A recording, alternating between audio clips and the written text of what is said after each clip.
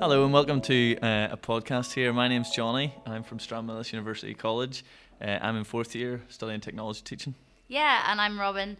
I go to Ulster University in Jordanstown and studying speech and language therapy in second year. We're here with Glen. Glen has joined us this week for a week of events called Human and has been talking on lots of different things. Do you want to tell us a little bit about that, Glen? Great, yes. So I've come from the south coast of England where I live, and part of my job is to go around and talk about Jesus a little bit around in churches and schools and universities. So this week we've been talking about what it is that makes us human and really delving into some of the big issues like hypocrisy, freedom, suffering, and human value. Fantastic, thank you so much.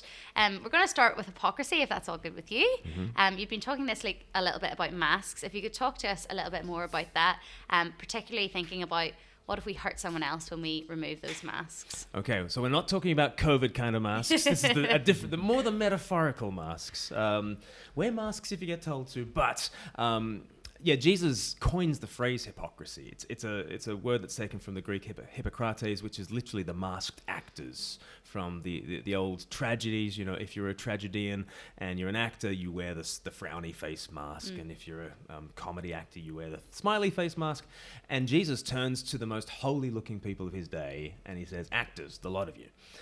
But as he points the finger at them, it becomes very uncomfortable for us because, you know, the religious leaders of his day did not practice what they preach, but then do I practice what I preach? And there is always a kind of a difference between what I project to the world and the ugliness that's underneath. And so we've all got this question of what do we do with masks? And I think the big thing that Jesus does in order to heal our hypocrisy, not to cure it, not to kind of entirely fix it.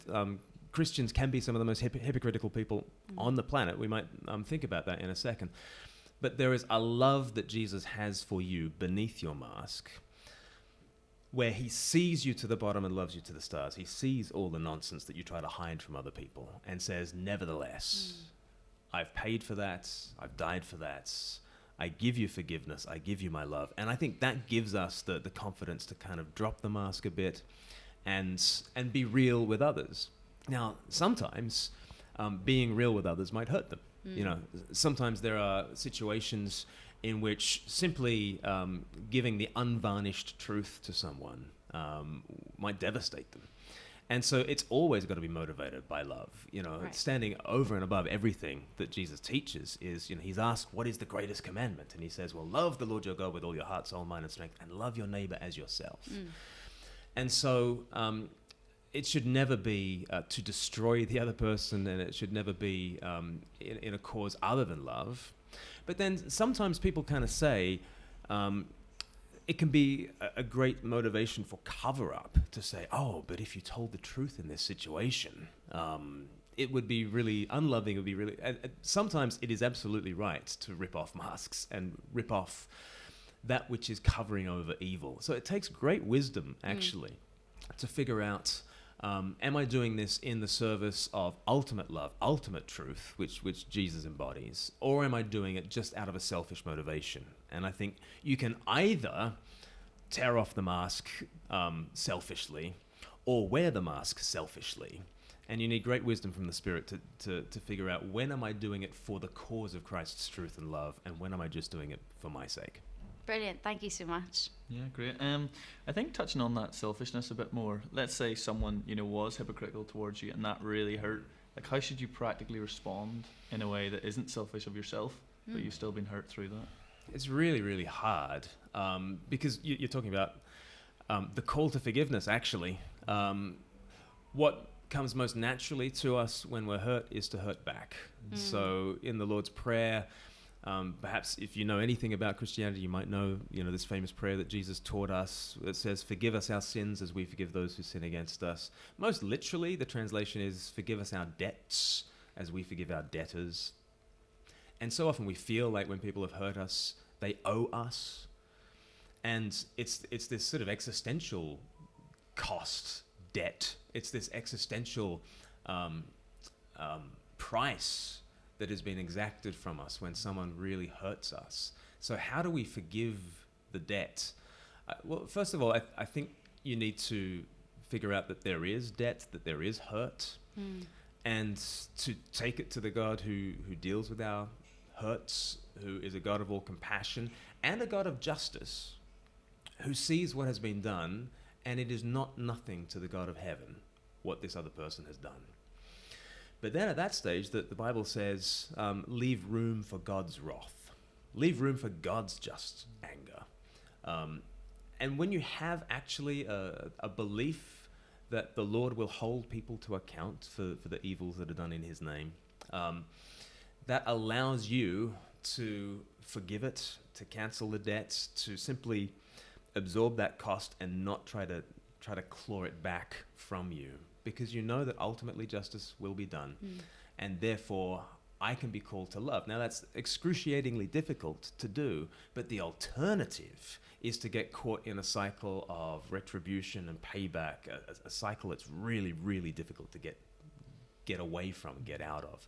So Jesus, although he calls us to the excruciating thing of letting it go, forgiving and moving on, and that can be a lifelong process, although that does feel excruciating, it is better than the alternative of cycles of retribution and violence. So that's what I call people to do. Yeah, no, thank you. Brilliant. Yeah, and this is a very topical area, and as you say, requires a lot of wisdom. Where then does the popularity of social media slot into this? Is it making it worse? Is it increasing the problem, or can we use it well? You can certainly use social media well, but you can't use social media well without being aware of the dangers. And the dangers are rife because we are all now our own press secretaries. Giving little press releases every morning, afternoon, evening.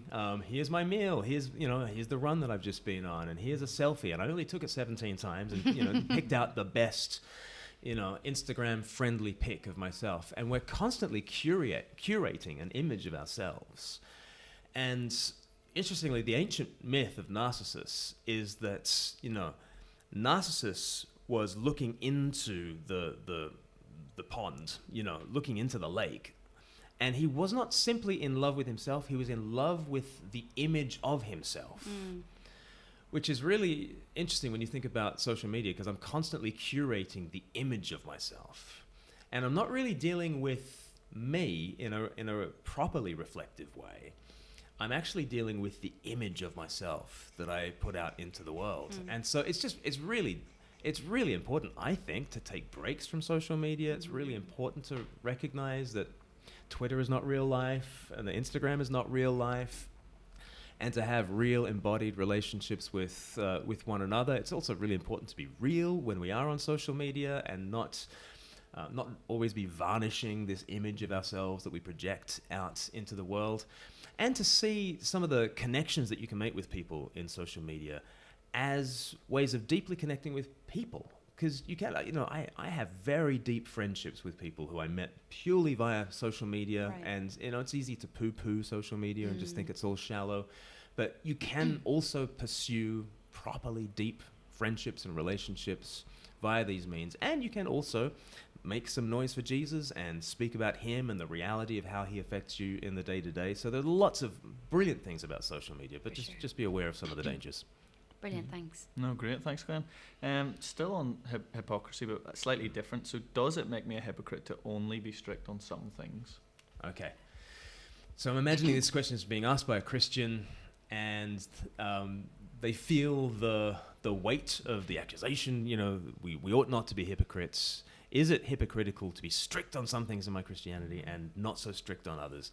Actually, there's two aspects to that question I want to press into. Firstly, is it hypocritical to be strict on some things and not strict on others? Yeah, it is. Right? Straightforward answer. Next question. Like, what we're called to is an integrity, so that I'm the same with you as I am with others, and I'm the same today as I will be, tomorrow. So when we fail at that integrity, we fail. But that's okay. Like, Jesus died for failures. Jesus died for hypocrites.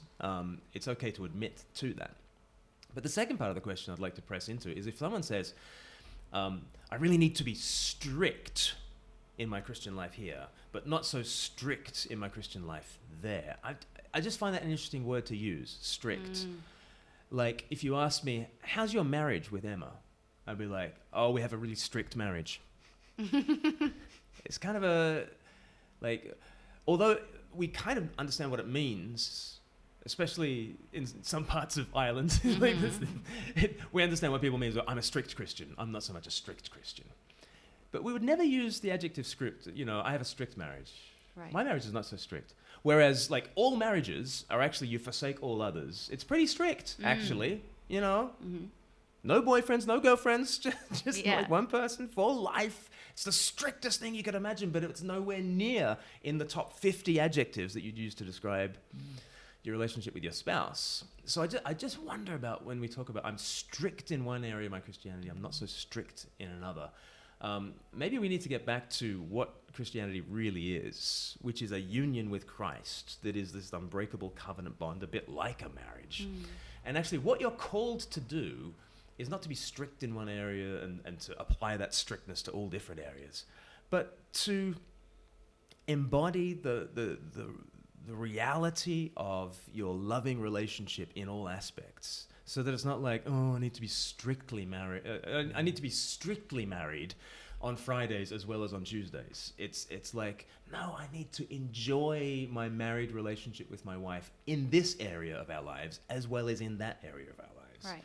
So it's something to be enjoyed and something to be pressed into, rather than a kind of a restriction that needs to be applied across the board. Yeah, super helpful even to think about our terminology and how that impacts how we think about things. I suppose a question very related to our context here, how can we start to process the hypocrisy caused by religious leaders in the name of Jesus, thinking particularly about our island? Yeah. Matthew 23 is the place where Jesus coins the phrase hypocrites, and sort of 7 times he gives these woes to the religious leaders of his day. So the very first place that Jesus applies the term hypocrisy is to the people of God. And in particular, the holiest looking people on planet Earth were the Pharisees and the teachers of the law. And he says, do what they say because they sit in Moses' seat. He says that right at the beginning of Matthew chapter 23. But don't do what they do because they don't practice what they preach. And then he starts to say, they use their religion as whitewash, and underneath they're a tomb. They're a whitewashed tomb, which is a really evocative image. And you've got like death within and a thin layer of blinding, gleaming light on the outside. And that is what religious institutions can be like. It's also what government institutions can be like. It's also what the media can be like. It's also what celebrity can be like. But religion is a really good whitewash for evil. Right. Because it throws people. It's just like you come out in the long flowing robes, you have the airs and the graces, and there's the ritual, or in some parts of the church, there's the glitz and the glam and the stage and the smoke machine and the flashing lights, and there's a lot of whitewash to religious leaders, and Jesus is able to say, look, there is a place for spiritual leadership. He says they sit on Moses' seat and do what they say. There is truth that is worth heeding, and there is such a thing as spiritual authority, and there is such a thing as the abuse of that authority, and you need to have both. And so if we lean one way just towards, they sit on Moses' seat, so they have all the authority, well then you're just setting yourself up for abuse with no redress. But the other thing you can do is just get so cynical that you're just like, any spiritual leader who claims to say anything in the name of Jesus, I will never listen to such people again. Yeah. Because I know that's probably just whitewash. And Jesus doesn't kind of allow us to do either thing. So I think, do not be surprised when religious leaders are covering up horrendous evil. It is horrendous evil, absolutely horrendous evil, and Jesus calls it out with blistering terms. But there is still something to the scriptures. There's still something to the person of Jesus. There's still something to spiritual authority, actually, that Jesus would have us investigate and press into. So don't get too cynical. Also, don't be too gullible. But be discerning the way that you need to be discerning in every aspect of life. Yeah, no, that's great. No, thank you very much, Glenn. And I think, so that was kind of, Monday touched on hypocrisy, and we're going to kind of chat a bit about freedom here, and I think kind of that runs in well for our next question here. You know, we thought about hypocrisy, but we also thought, like, does Christianity actually restrict our political freedom? And you touched a bit about that in your last one, so keep going. So politics is from the Greek word polis, meaning city, and it's about the affairs of the city. So politics is all about ordering the affairs of the city. Now, actually, Christians believe that there is a higher city, right? The city of God. Augustine wrote about this very sort of famously in the 5th century as Rome, the eternal city, was sacked by the Visigoths in 410. Everybody was like, oh, well, this is the end of civilization. The eternal city is gone. And Augustine was like, no, there's the city of God. And, you know, Hebrews talks about it quite a lot, and the Psalms talk about Zion, the city of God. And so Christians are called to be citizens of heaven, which is a phrase from Philippians as well. Paul, writing to a Roman colony in Philippi, they knew what it was to be a citizen of Rome. And Paul says, don't so much be a citizen of Rome, be a citizen of heaven. And that gives you a kind of perspective on the political spectrum that is actually really refreshing. And it means that you ought not to get sucked into earthly politics in a predictable way. In earthly politics, we have left wing and right wing. And, you know, but what would it mean to have a heavenly perspective on things? What would it mean to come from above, not from the left, not from the right? And so actually what Jesus is calling us to is not to identify with a certain kind of politics. Because, I mean, think of the early centuries of the church. You know, they were involved in all sorts of things that might make them sound left-wing, okay? They held everything in common, right? Like Acts chapter 4. They were like, no person considered any of their possessions their own. They held everything in common. Like, what are they, Marxists, right? And they were constantly, you know, so in Acts chapter 6, they were sort of preaching against this ethnic division. They were looking for racial reconciliation. And so, you know, so here they are, you know, these hippie communists preaching against racial reconciliation, preaching for racial reconciliation. You think, what are they, left-wing? Well, you might kind of, I guess, if you want to put it in those terms. But also they stood firmly behind, you know, traditional marriage, if you like, man and a woman for life, and wanting to keep sex. It was a massive sexual revolution in the 1st century, saying, you know, sex is for one woman, one man for life.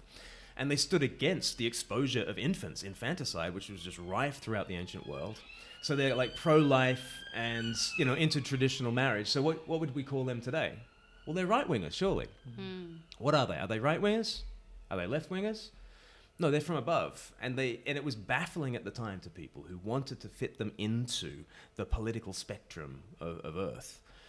But if we truly live out our citizenship in heaven, then we can speak into the political issues of our day. But we should never be pigeonholed as lining up along this earthly spectrum, because we come from somewhere else.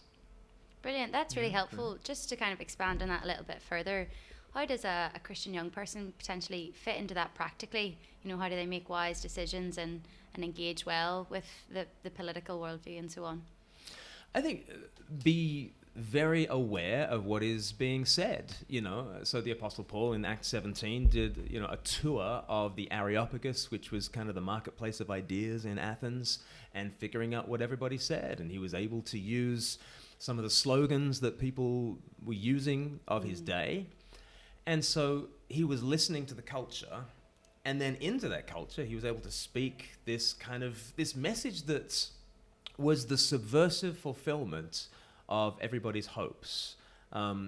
It was subversive because he was looking at all their idolatry, and he was like, you guys are making a house for God. You know that God makes the house for you, right? He was upending like all things, but at the same time, he was also like giving them the fulfillment that they were looking for. He's like, you say that we're God's offspring. Well, if we're God's offspring, then we shouldn't think like this. And so there was this double listening going on. So John Stott, great author, especially from the 20th century, wrote about 40 books. But he said one of the great things that Christians can do is double listening to the word, listening to the world, and being able to bring those two things together. So it's a really hard thing to do, because it's easy to do one or the other. Right. But how do we do both? And I think we do both by listening to the world and then understanding that what we have in Christ is the subversive fulfillment of everything that the world is looking for. How is that the case? Well, that will take a lot of great thought and wrestling and conversation, dialogue. But I think that's the way forward through that double listening. Double listening. That's really, really practically very helpful. Thanks. Yeah, great. And I think, in a world we live in today where, the secular worldview's being pushed so much, and Christianity, if it so-called restricts how I express my sexuality, then how can I be free? Or how can I find freedom? Okay. So, if God restricts my sexuality, how can I be free? I better restrict my sexuality or I'm going to jail. And so is everybody. Right. How on earth can we have a Me Too movement and not think that actually the restriction of sexuality is a good thing? Of course the restriction of sexuality is a good thing. That is what #MeToo is all about. Literally, boil down what it is that we want to say to Harvey Weinstein. What do you want to say to Harvey Weinstein? You want to repress his sexuality. You want to restrict him. And you should want to restrict him. Yeah. And the freedom of this world depends on the restriction of his sexuality. Well, okay, my sexuality in the raw might not be as perverse as his, but it's not perfect. And it needs restricting and it needs channeling. And everybody needs to channel and restrict their sexuality. I mentioned earlier about the sexual revolution of the early centuries. When we think of the sexual revolution, we think of the 1960s. Really, we should think of the AD 60s, when Christianity is really taking off in Rome, where pretty much nothing was off limits as long as it wasn't shameful. So if you were not in a position to be socially degraded, i.e. if you were a Roman male citizen, you could have sex with whoever you like. And they can't suffer any loss from that because they're already socially degraded. It was a world of shame and not of sin. And it was a world where men absolutely ruled the roost. Women were expected to be chaste. They were expected to be virgins when they married and not to go outside the marriage. But men could do whatever they wanted. And so that double standard was absolutely attacked by the Christians of the first century. And suddenly, no, men, you restrict your sexuality. And men were expected to be as chaste as women were. It was an incredibly egalitarian thing. That has been for the good of the world. The restriction of sexuality is one of the greatest blessings that the Jesus Revolution has ever given to the world. And that's not just me saying it. You can read a big fat book called The Weirdest People in the World by Joseph Henrich, and he's an evolutionary biologist.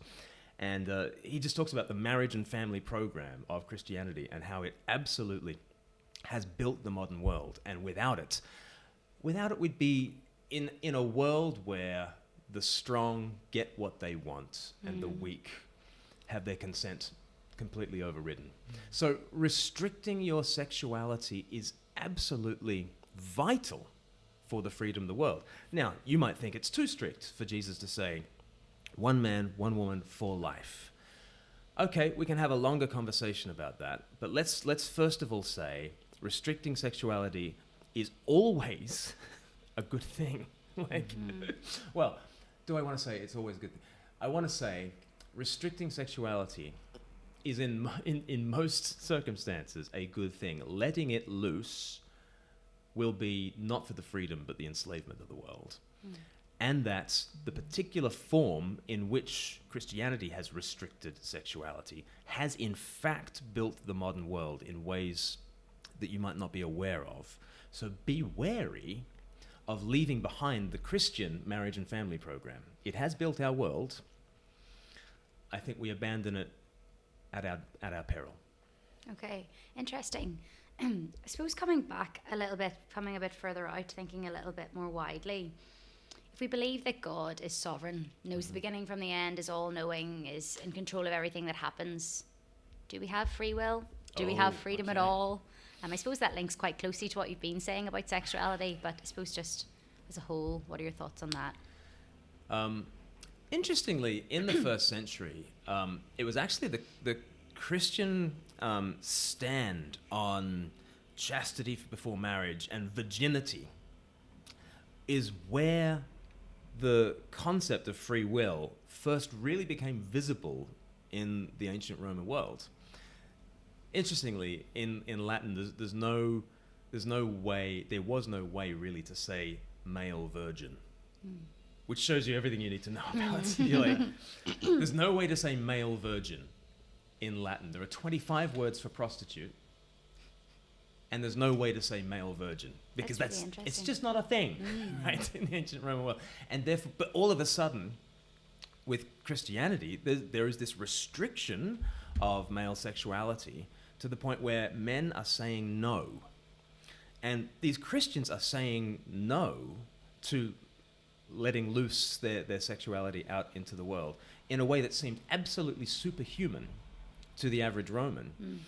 And Kyle Harper, who's a great historian of this age, he's written a book called From Shame to Sin, and he says that actually the doctrine of free will was birthed in the Christian movement for chastity.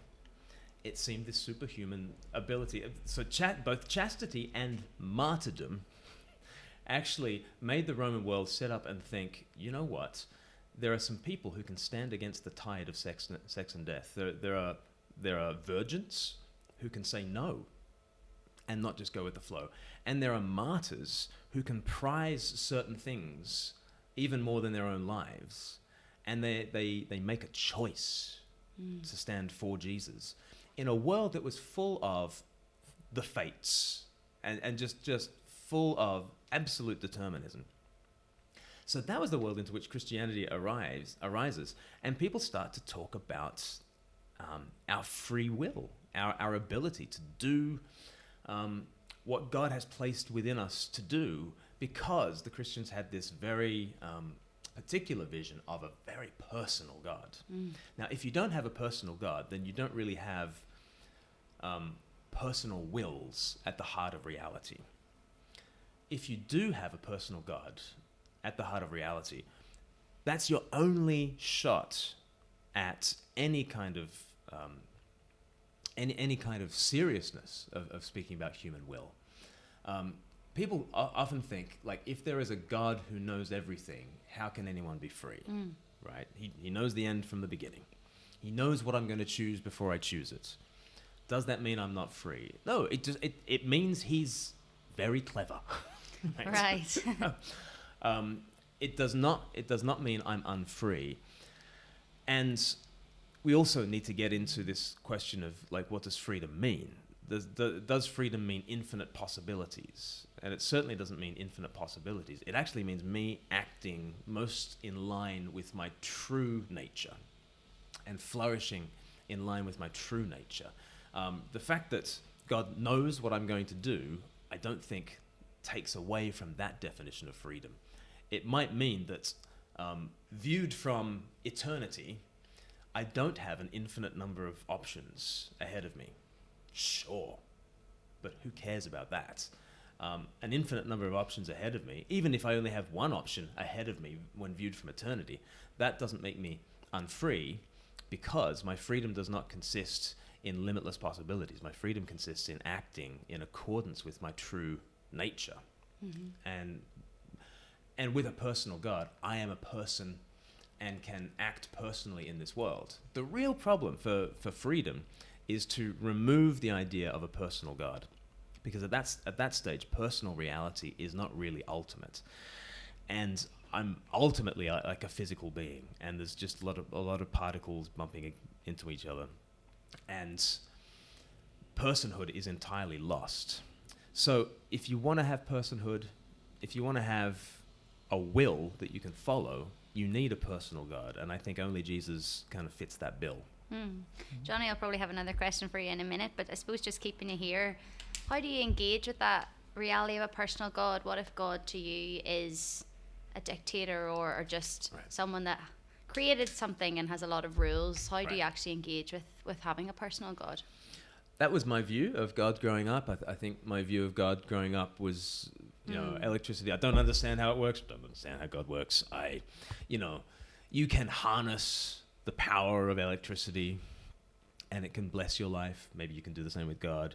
And if you get on the wrong side of electricity, zap, same with God, right? And so totally impersonal. Right. A force. And then like a friend of mine just kept on bugging me to read through the Gospels. And eventually I said yes. And I remember just reading through Luke's Gospel, one of the third biography of Jesus in the New Testament, and just thinking sort of halfway through Luke's Gospel, goodness me, if God's like him, I'm in. Because when you see Jesus walking around with towering personality and stooping love, and he's blasting the lofty and he's showing compassion to the weak, and you're like, if God's like him, I'm in. So I am an anti-theist for any conception of God that is not the Jesus God. Right. Okay. I will speak against like a Christless God with all my heart, soul, mind, and strength. I can't be bothered with the concept of a deity. Okay. A deity has not won my heart. Jesus has won my heart. And the God that I see in him is a God who stoops, serves, suffers, bleeds, and dies for me. So if that's what we're talking about when we're talking about God, I'm all in. If we're just talking about electricity, forget about it. I'm out. That's really helpful. Thanks. Yeah, so continuing speaking on a little bit of powerful, how can an all-powerful, perfect God create a perfect world that ruins its own perfection? Surely that's imperfect. Wow. So I guess we need to think about what the word perfect means, and we need to take note of the fact that actually in Genesis, it doesn't say the world is perfect, right? It's good. It's good. On day 1, good. Day 2, good. Day 3, good. All the way to day 6 when God makes humanity, and then it's like, it's very good. It's heading somewhere. It doesn't say it's perfect. And actually, you have to come through into the New Testament where it says in Hebrews chapter 2 that Jesus, in plunging down into our world and taking all its suffering and evil on himself, it's kind of like this idea of he goes through a furnace and comes out the other side refined. And he is made perfect through suffering. Ooh, okay. So the Son of God enters into the world that he's made, a world that became corrupted through sin, takes it on himself, suffers the hell that it deserves, and passes through that like a furnace, coming out the other side improved, refined, glorified, made perfect through suffering. So the picture that the Bible gives is kind of like a U shape. Down we go into the valley of the shadow of death. Christ comes and meets us in the valley of the shadow of death and raises us up. But it's not like a U, it's more like a hockey stick. Kind of goes up higher than where we began, because the Bible begins in a garden, we finish in a garden city. And that shape to the story of the Bible is the shape of every good story. Like, no one has ever told a story where it's like, once upon a time there was a kingdom of light and life and everyone was very happy, the end. It's always like, and then there was a catastrophe, the dragon came and there was chaos, but one brave knight stepped forward, Yeah. And through suffering brings about a happily ever after. Now, isn't it interesting that all the stories that humans ever tell take that rough form? No one ever really... There are no books in Waterstones that are just perfection. Actually, that's not true. Maybe cookbooks are like that, aren't they? Right? And you've got glossy page after glossy page after glossy page, but it's not a story, it's not a journey. If you're going to tell a story, if you're going to have a narrative, then you need like a hero's journey, down into the pit and up again. So interestingly, every storyteller that there's ever been is a creator of a world, when you think about it. Therefore, we have run the experiment millions of times. There have been millions of creators who have created millions of worlds, and in not one of them has there been perfection, the end. In all of them, there has been some kind of beginning state, some kind of inciting incident that leads you down into the void. And perhaps it has a hero that brings you from death to life and snatches victory from the jaws of defeat, and we thrill to those stories. Why do we thrill to those stories? Because maybe we're living in one, and maybe God is a good storyteller. So we all know that we can have reasons for allowing our story to descend to dark depths before it's raised back up again. Now, if we create worlds like that, why can't God create a world like that? And the Bible tells us that God created exactly that kind of world that's gone on exactly that journey. So it's not a perfect God making a perfect world. It's God telling a story that we are a part of. And it's a good story. But good stories include a heck of a lot of death, pain, and struggle. Right. Ours certainly does. But the wonderful thing about our story is that the author of it enters into it to suffer that death, pain, and struggle at its worst. So I can trust this author. I know this story is going in a good direction because I see that the author has plunged down to the deepest depth. And he has done a calculation, right? The Bible says in that same book, the book of Hebrews, for the joy that was set before him, Jesus endured that cross. So Jesus did a calculation. He thought that the cross was worth it for the happily ever after that's coming. And if he made that calculation when he was facing that kind of death, pain, and struggle, then I know in my life that it will definitely be worth it. Yeah. There will definitely be a happily ever after, even if there's a valley of shadow in the meantime. So that's the beginning of the way I'd answer the suffering question. Yeah, great. Thank you. Yeah, Thank really you. helpful. We started off thinking about hypocrisy. We've talked a bit about freedom. You talked there about suffering. And in the last day of our events, we thought about value. So I've just got one last question for you. You'll be glad to hear, I'm sure. We were thinking about what we value, how we find value. But lots of people value human rights or make ethical decisions all the time. Do we need Jesus for that? Where does he fit into that? So I would say that Jesus has taught the world about human value and human equality. And that the reason why we have human rights, whether you're a believer or not, whether you've ever stepped foot inside a church or not, we have inherited a view of the human person from Jesus and from the revolution that he's birthed. There's this scene at the crucifixion where a Roman soldier is thrusting a spear up into the side of Jesus to finish him off.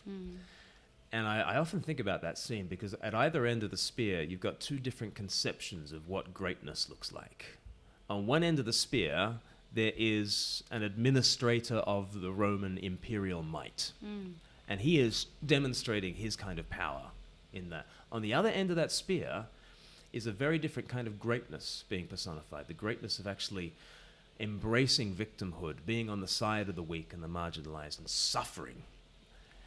And for 2,000 years, we have meditated on that image. And for 2,000 years, we have come to the conclusion that it's the Jesus side of the spear that is where true greatness is found, and that the centurion side of the spear is actually something very base and something that we want to shun and condemn. So uniquely out of human civilizations, we've come to the position where we say might is not right. How do you get to that view that might is not? Of course might is right. If it's just survival of the fittest, then surely just be fit. But somehow into this world where we're all saying survival of the fittest and therefore the sacrifice of the weakest, here comes Jesus, and he's the fittest who is sacrificed for the survival of we, the weakest. He absolutely upends the natural state of things, such that now we take it for granted that, of course, there's a dignity to suffering, and of course, we ought to prize and protect and help victims. We think that's obvious. We think that obviously serving and pouring yourself out in weakness is a sign of great greatness. None of these things are obvious. Like, especially in a world that's sort of red in tooth and claw, and we're all trying to be the fittest, trying to survive. Jesus has upended our values such that we come to see a dignity to the weak and the suffering, to see an equal humanity to all people, regardless of race or gender or sexuality or anything like this. All of these values have come to us from the Christian conception of who people are.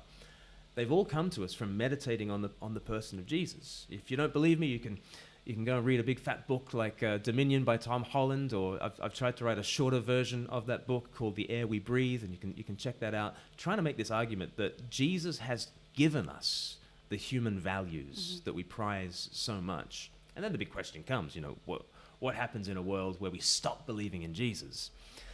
My fear is we travel back down the spear to considering the centurion to be great again. Okay. We revert back to the natural state of things, in which it's survival of the fittest and the sacrifice of the weakest. What's going to save us from that? I think only a return to Christ and a meditation on his kind of greatness will make us see human value in the way that it really should be. Brilliant, thank you. You've just reminded us in all of these questions of the importance of remembering Jesus and investing in knowing him well. So thank you very much for your time, particularly. Pleasure. Yeah, great. Thank you very much, Glenn. We've kind of answered a few questions that have been asked this week, but if you maybe have any more questions, get in touch with the Human Belfast page on Instagram and maybe send them a wee DM, or alternatively get in contact with Glenn's kind of group at speaklife.org. Glenn, if you UK, want. yeah. .uk, sorry. And then maybe send them an email, or I'm sure there's a link there for contact details. But yeah, no, thank you very much, Glenn, for coming along this week and then getting in the mix for this podcast. Thank you. It's been Thanks, great Jonny. to have you. Thanks so much. Thanks, Rob.